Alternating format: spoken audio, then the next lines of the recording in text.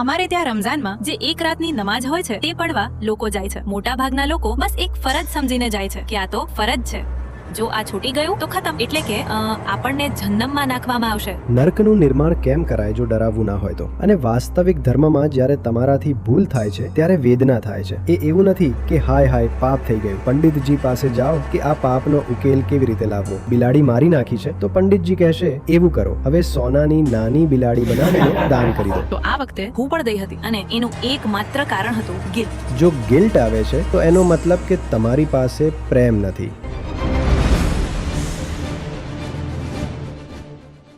નમસ્તે આચાર્યજી.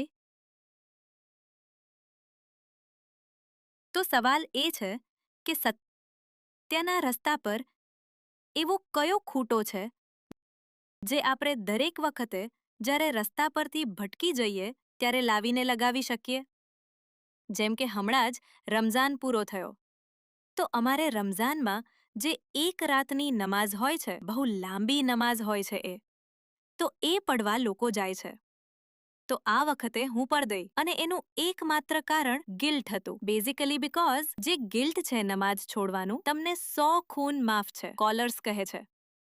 પણ જો નમાઝ છોડી દીધી તો એ ગુનો તમારો માફ નથી. તમે મારી નાખો, કાપી નાખો, રેપ કરી લો, ગમે તે કરો, એની માફી મળી જશે, પણ નમાઝ છોડી દીધી તો નહીં. પણ પછી જ્યારે વેદાંત અને સેલ્ફ નોલેજનો વિચાર આવ્યો ત્યારે હું મારી જાતને ઓબ્ઝર્વ કરવા લાગી. અને આ જ વાત હું મારા દોસ્તને પર કહેતી હતી કે જો તું જાય છે તો જસ્ટ ઓબ્ઝર્વ યોરસેલ્ફ, પોતાની જાતને દ્રષ્ટાની નજરે જો. પર કેટલાક લોકો, મોટા ભાગના લોકો, બસ ફરજ સમજીને જાય છે કે આ ફરજ છે, જો છૂટી ગયું તો ખતમ, એટલે કે આપણે જહન્નમમાં નાખવામાં આવશું.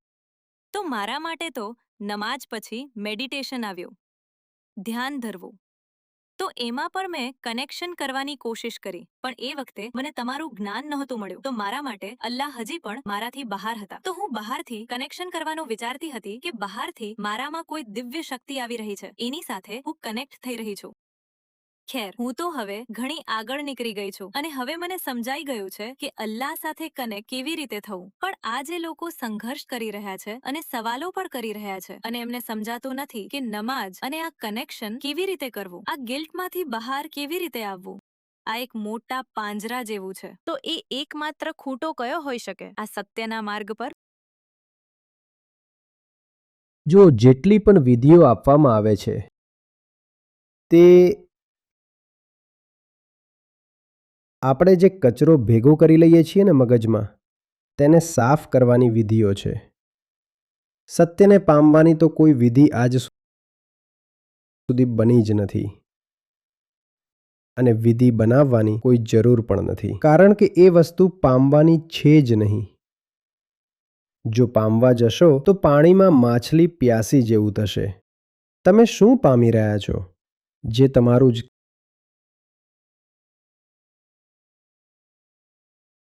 કેન્દ્ર છે, તમારો જ સાર છે, તમારો જ એસેન્સ છે, એને શું પામશો?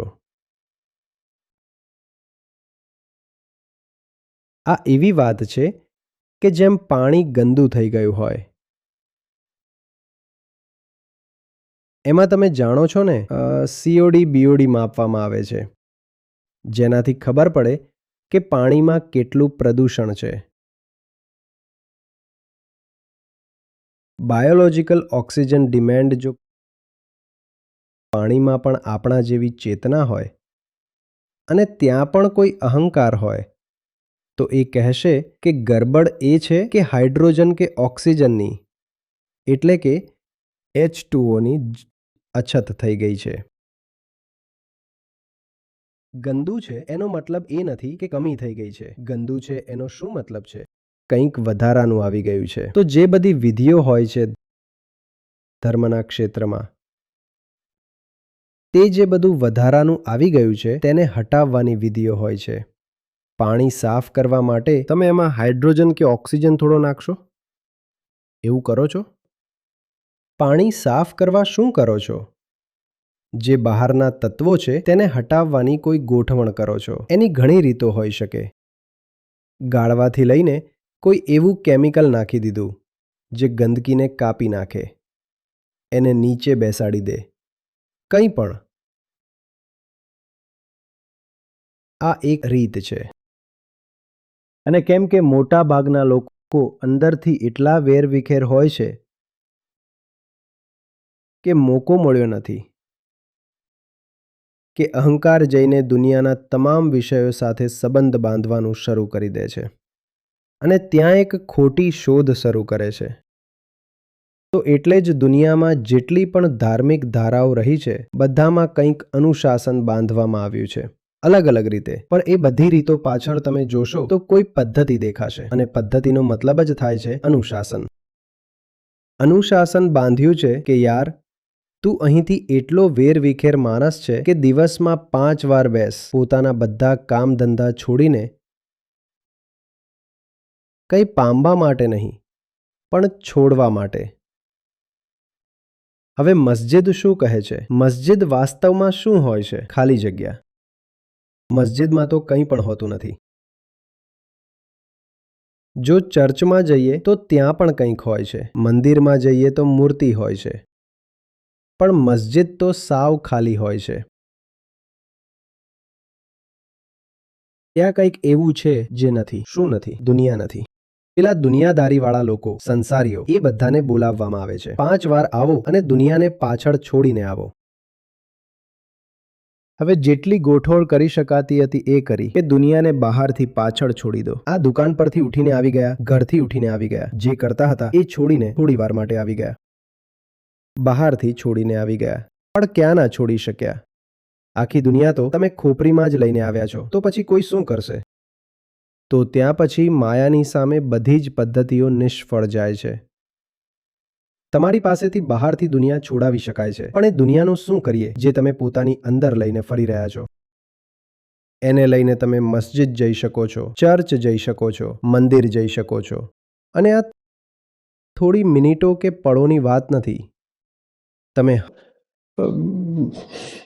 હજ કરી શકો છો, જેમાં અઠવાડિયા લાગે. તમે મોટી મોટી તીર્થયાત્રાઓ કરી શકો છો, જે પહેલાના સમયમાં પગપાળા થતી હતી. તમે એ બધું કરી શકો છો. ખાસ કરીને હિન્દુઓએ તો પોતાના તીર્થો બહુ કઠિન જગ્યાઓ પર વસાવ્યા, ત્યાં ઉપર પહાડ ઉપર, ટોચ પર. અને પહેલા હેલિકોપ્ટર તો હતા નહીં કે સીધું કેદારનાથ ઉતારી દેશે.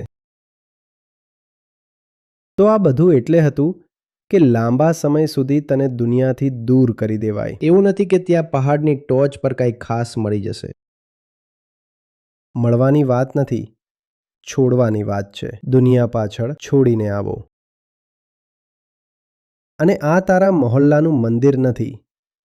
બહુ ઉપર સુધી જવું પડશે અને બહુ સમય લાગશે, જેથી એટલા સમય સુધી દુનિયાથી તારો મોહ થોડો તો છૂટે. અને તું માણસ તો ઇન્દ્રિયોનો છો. દુનિયા તારામાં ઘૂસી પણ કેવી રીતે હતી? ઇન્દ્રિયોથી. તો ઇન્દ્રિયોને જ્યારે થોડા દિવસો સુધી દુનિયાનો ખોરાક નહીં મળે તો દુનિયા તારાથી થોડી છૂટશે પણ. ઠીક છે, આ આશા રાખવામાં આવી હતી, આ વ્યવસ્થાઓ બનાવવામાં આવી. રવિવાર રજા હોય છે હિન્દુસ્તાનમાં. ખબર છે રવિવાર કેમ રજા હોય છે? રવિવાર આખો ખાલી કરી દેવાયો. આ અંગ્રેજોનું એટલે કે ઈસાઈઓનું કામ હતું. એમણે રવિવાર આખો ખાલી કરી દીધો. કોઈ કામ થશે જ નહીં, બધું બંધ રહેશે. કેમ ખાલી કર્યો હતો? કેમ ખાલી કર્યો હતો? આ દિવસે ચર્ચ જવાનું હોય છે. સન્ડે માસ. એમણે એવું પણ ના કર્યું કે ચર્ચ જઈને પાછા દુકાને બેસી જાઓ, બધું બંધ કરો. કારણ કે ક્યાંક ને ક્યાંક આપણને અહેસાસ તો થાય છે કે આપણે બહુ ગરબડ લોકો છીએ અને આપણે બસ મોકો શોધતા રહીએ છીએ આપણી નાલાયકીઓમાં જલ્દી પાછા ફરવાનો. તો એના માટે કોઈએ એ કરી દીધું કે બહુ કઠિન જગ્યાએ તીર્થ બનાવી દીધા. કોઈએ અઠવાડિયાનો એક આખો દિવસ ખાલી કરી દીધો કે આ દિવસે કોઈ કામ નહીં થાય. બસ ગોડની વાતો સાંભળો, પ્રભુનું ચિંતન કરો, પ્રભુના ઘરે જાઓ.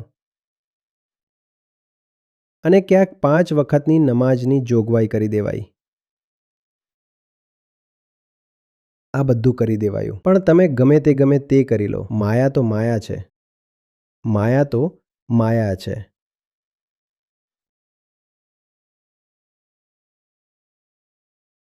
એક જૈન માસ્ટરને એમના શિષ્યે પૂછ્યું, ત્યાં જાપાનની જે સૌથી ઊંચી ટોચ હતી, જૈન એટલે ધ્યાન, ધ્યાન એટલે શાંતિ. તો શિષ્ય ગુરુને પૂછે છે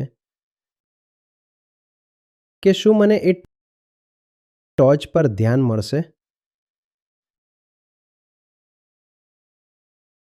કે શું મને એ ટોચ પર ધ્યાન મળશે? એનો પણ એ જ વિચાર હતો કે હું જાઉં છું, દુનિયા છોડીને પહાડ પર ચડી જઈશ, ત્યાં ટોચ પર જૈન મળશે. તો માસ્ટરે જવાબ આપ્યો, એટલું જ મળશે જેટલું તું તારી સાથે લઈને જઈશ.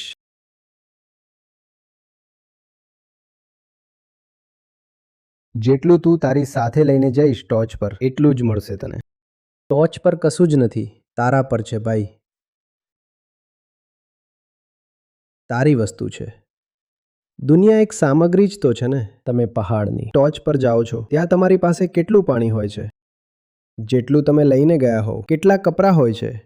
જેટલા તમે લઈને ગયા હોવ. એવી જ રીતે દુનિયા પણ તમારી વસ્તુ છે, પાણી અને કપડાની જેમ. પાણી અને કપડાં સ્થૂળ છે, તે બહાર ખબર પડી જાય છે કે આ રહી બોટલ, આ રહ્યું કપડું. અને દુનિયા સૂક્ષ્મ છે, પણ તે પણ આપણી એક સામગ્રી છે. એને આપણે અહીં આ ડબ્બામાં રાખીને પોતાની સાથે ચાલીએ છીએ. માસ્ટરે કહ્યું કે ત્યાં તને કશું નહીં મળે. જો તું દુનિયાને જ પોતાની સાથે લઈને જઈ રહ્યો છે, તો ત્યાં તને દુનિયા મળશે. અને જો તું પોતાની સાથે ધ્યાન લઈને જઈ રહ્યો છે, તો તને ત્યાં ઝેન મળશે. ઝેન શબ્દ જ ધ્યાન પરથી આવ્યો છે.